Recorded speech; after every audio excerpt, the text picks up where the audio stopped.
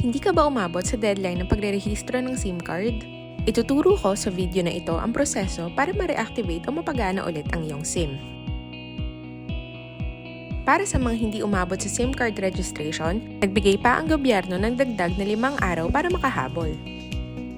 Base sa Implementing Rules and Regulations ng SIM Registration Act, meron pang 5 araw o mula July 26 hanggang July 30, Miyerkules hanggang Sabado, para makapag-reactivate ng SIM. Kahit deactivated na ang iyong SIM, ay maaari pa rin itong makatanggap ng messages dahil dito sa number na ito ipapadala ng service provider ang one-time PIN or OTP na kailangan sa pag-register o pag-reactivate. Para makapag-reactivate, kailangan kumonekta sa Wi-Fi network para ma-access ang website kung saan magre-register o reactivate. Isa ring option ng user ay pumunta sa mismong mga opisina ng kanilang telco provider para mag-assist sa reactivation. Ngayon ay pumunta na tayo sa step-by-step process ng pagre-reactivate ng SIM.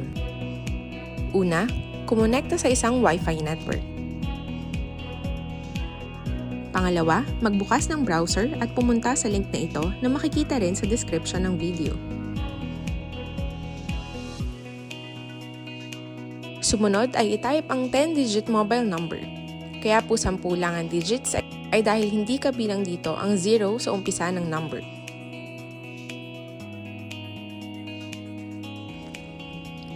I-click ang box na nasa kaliwa bilang patunay na naintindihan at sumasang-ayon sa kanilang terms and conditions.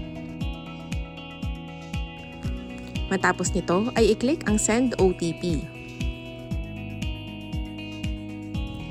Sunod ay i-type ang one-time PIN or OTP na na-receive sa iyong mobile number.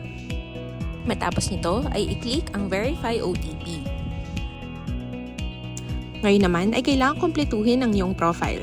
Ang mga detalyeng kailangang ibigay ay iyong buong pangalan, araw ng kapanganakan, kasarian at address ng iyong tirahan.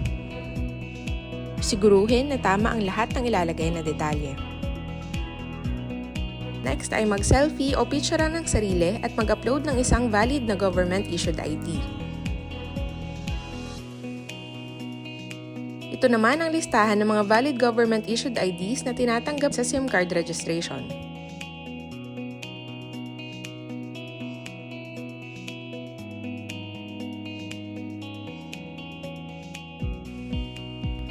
Ang iyong SIM ay registered na.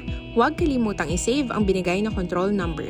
Maaari mag-text or tumawag ang SMART para i-validate ang iyong details or ipaalam na successful ang iyong SIM registration.